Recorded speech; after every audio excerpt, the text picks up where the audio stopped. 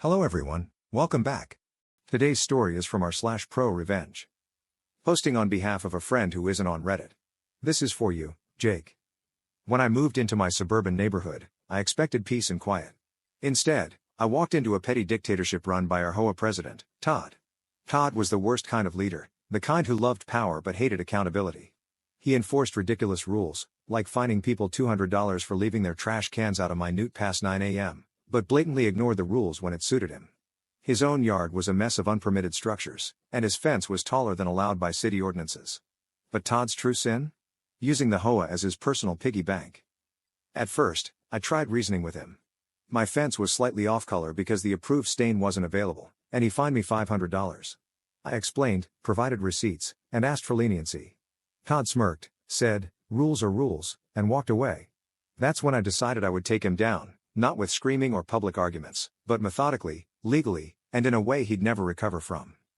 Step 1. Become the inside man. Todd's first mistake was underestimating me. I volunteered for the HOA board under the guise of wanting to get involved in the community. I played the part of the eager, naive newbie perfectly. For 2 years, I attended every meeting, quietly observing how Todd operated. I learned he controlled the board by bullying other members and burying them in paperwork. He'd push through votes when only his allies were present and conveniently lose paperwork submitted by dissenting homeowners. I kept my head down, took detailed notes, and waited. My goal was to outlast his term as president so I could begin making changes. Then I discovered Todd's second mistake. He wasn't just a bully, he was a thief. Step 2. Follow the money. Todd loved to brag about how he kept the HOA's finances in order. But something didn't add up. The annual HOA fees were high, much higher than in similar neighborhoods, but the common areas were falling apart. The pool was closed half the summer due to maintenance issues, and the landscaping looked like it hadn't been touched in months. I started digging. As the HOA treasurer, Todd had access to all the accounts, but he was notoriously cagey about sharing financial details. I asked for the budget during a meeting, and Todd laughed it off, saying, "Don't worry, I've got it under control." I filed a formal request for the financial records, which, under HOA rules, he was required to provide. Weeks went by with no response. That's when I started talking to neighbors. Turns out, I wasn't the only one suspicious. Over a dozen homeowners had requested access to the budget over the years, only to be ignored.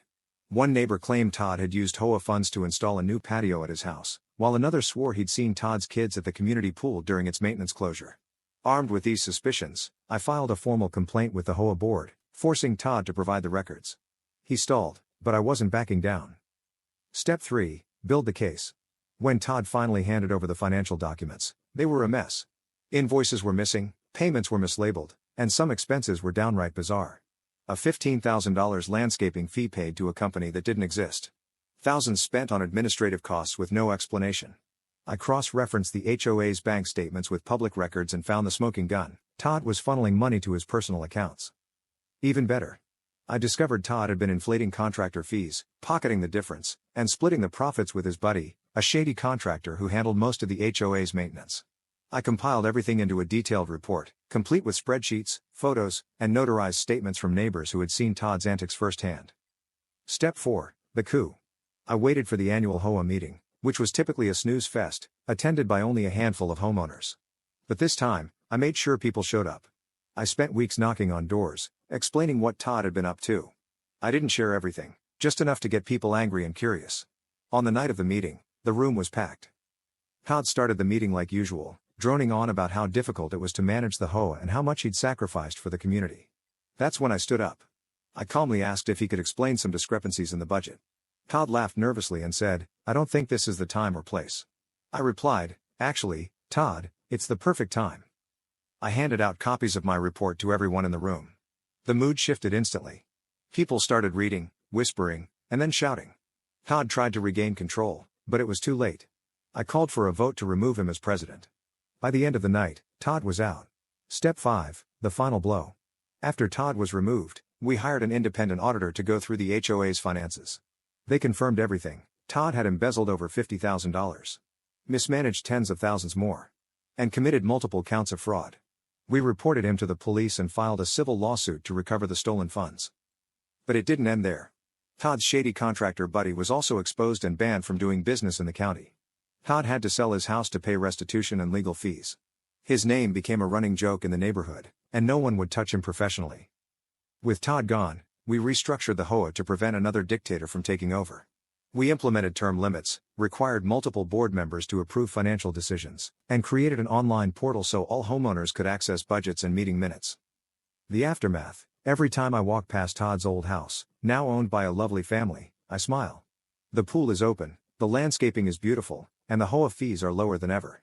Todd, meanwhile, moved to a neighboring town where he reportedly tried to join another HOA board, only to be laughed out of the room when someone Googled his name. Justice wasn't just served, it was plated, garnished, and savored. Our next story, we reverse gazumped a greedy landlord, and it was glorious. Gazumping occurs when an agent or seller accepts an offer you make to buy a property at an agreed price, but the property is sold to someone else.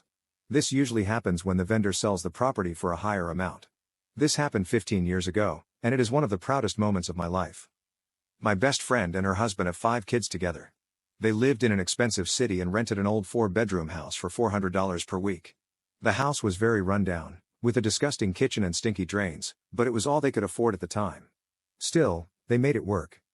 The owner was a nice old lady who was extremely wealthy and very fond of my friend. She froze the rent for 5 years and promised to let them buy the house once they had saved enough to get a loan from the bank.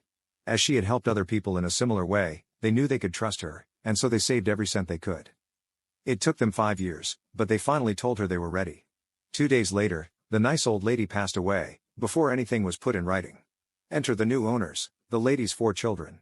Each extremely wealthy in their own right, they inherited a huge portfolio of properties. When they first spoke to my friends, they assured them that the sale would still go through, but they would have to wait until probate had settled. Confident, my friends started making some changes to the place. They started by stripping wallpaper, painting, and making plans. Finally, probate was settled, and the owners agreed to go ahead with the sale for the previously agreed price. My friends applied for the loan, but, to their shock, it was refused. The owners had raised the asking price by $80,000 without telling my friends. To make things even worse, the house would be put on the open market. In 7 days, there would be an open house, and, with the market the way it was, it would probably sell immediately. My friends were devastated. They might be able to borrow enough, but it would take longer than a week to get. To make matters worse, property prices had soared recently, and rents had gone up a lot, whilst theirs had been frozen. Not only were my friends going to struggle to get the money, but if the place was sold to someone else, and they were asked for a higher rent or were evicted, it would be nearly impossible to find an affordable place with more than 2 bedrooms. I was scared for my friends, but I was also incandescently angry. Those greedy sods were some of the wealthiest people in the city. They were screwing over a struggling family for less than $20,000 each. They didn't need the money, it was pure greed, and it was obvious that they'd always planned to do this. So, while my friends scrambled to come up with the money, I started plotting. I looked up advice on what helps to make a sale. We needed to make the place as undesirable as possible without making my friends look like bad tenants. Uncluttered. We moved all the furniture in from the walls, added some extra furniture, and borrowed ornaments. We hung a load of motorcycle memorabilia on the walls. The place felt smaller. Smell. My friend boiled a head of cabbage on the stove, and we sprayed ammonia around the front and back doors, because it smells like all the neighborhood cats had been marking their territory. We also poured 24 rotten eggs down the drain to make it smell like sewer gas. Neighborhood, we obtained a moldy, old couch and dumped it in the front yard of the neighbor across the road, with permission, of course. Neighborhood 2, we started calling friends for help. Anybody with a loud and crappy car was asked to do a few laps in front of the block during the open day. The street was unusually busy that day, everyone we knew found a reason to drive by. It was practically rush hour.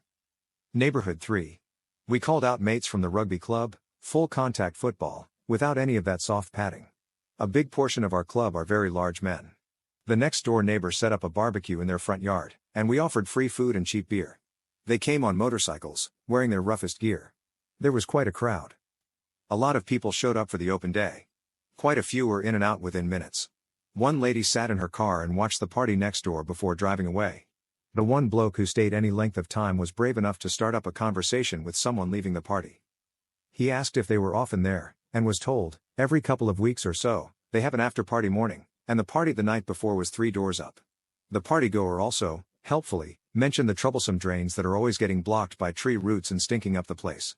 The potential buyer left without making an offer. So, my friends were the only ones to make an offer.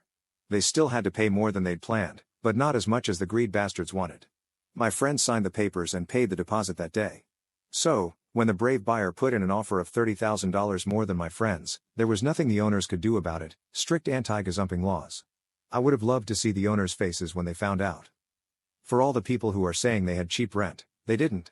$400 was the rent in 2004, and that was pretty high back then. By the time the lady died, average rent for a house that size had only gone up by about $40. Nowadays, 4-bedroom houses in that area go for approximately $800 per week. Next story. Phone calls for the previous owner, who turned out to be my a-hole manager.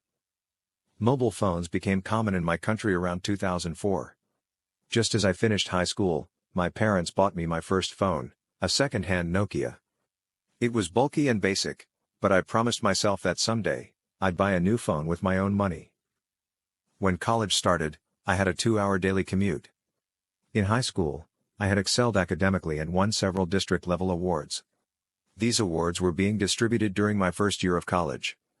One nationalized bank award finally gave me enough money for a new phone. I bought a Sony Ericsson K300i and a premium SIM card, not realizing it had been abandoned by its previous owner.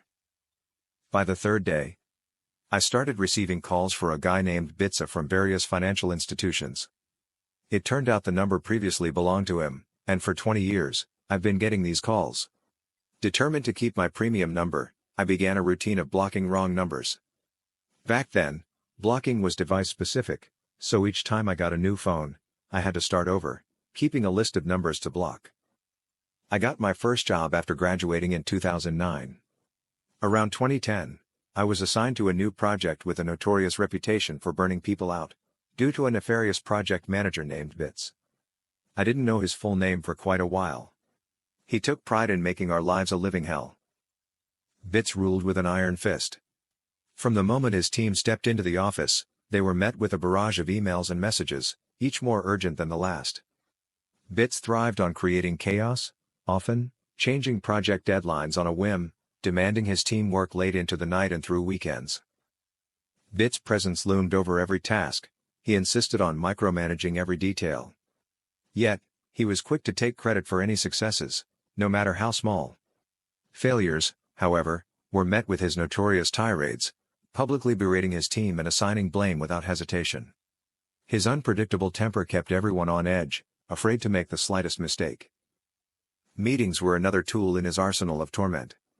He scheduled them during lunch breaks and after hours, ensuring no one could escape his grasp. These meetings were often pointless, serving only to reinforce his dominance and disrupt any semblance of work-life balance his team might have had. His relentless stream of emails continued around the clock, each carrying a thinly veiled threat, perfection or dismissal. Under his reign, morale plummeted, and burnout soared. Yet, Bits remained oblivious, satisfied only by his complete and total control. I was quite ashamed when I learned that he was from the same area as I was and had gone to the same school, though years before me. In 2012, our company merged with a parent company. Almost nothing changed personnel-wise, but infrastructure-wise, we got MS Outlook and an organization view. That was when I first learned about Bits from an organizational hierarchy perspective. His full name was an eye-opener. It was Bitsa. Now, the name was common enough, but, at the time, mobile numbers had an area-specific pattern. So, I already knew that the previous owner of my number was from the same area as me. Still, it could be someone else. I wanted to dig deeper. I talked with an old mentor, who lived in the same area, and had coached several high school students for the last 2 decades. He confirmed my suspicions. I won't go into the details, but it was evident that Bitsa and Bits were the same person. I had been quite pissed with this unknown person named Bitsa for almost a decade by then, and Bits had been the bane of my, and several others, existence for quite some time. This is where the revenge lies. First, I unblocked all the numbers in my phone. I was getting 5 to 6 calls daily, on average, but after unblocking about 150 numbers, it increased to 15 to 18. My answering strategy changed drastically. Instead of saying wrong number, I politely explained that the owner had changed his number and provided his current number to update their database. This is where I could be the I also volunteered his manager's number, in case he tries something else. The fallout was epic. These people had been trying to find him for almost a decade. Banks had sold his debts to companies that harass people for a living to get their money back. It turned out he had been taking loans in everyone's names, his wife, parents, uncles, aunts, and giving everyone that same number. He was evading credit card debt and loans of upwards of $200,000, equivalent in USD, But it's a shitload of money where we are from. Apparently, he had almost 20 cases filed against him, but no one could find him. Probably why he thought he could walk on water. There are multiple versions of what happened at the office when his manager started to get calls about him. He was let go about 2 months later, haven't heard from him since. That's it for now. See you in the next post.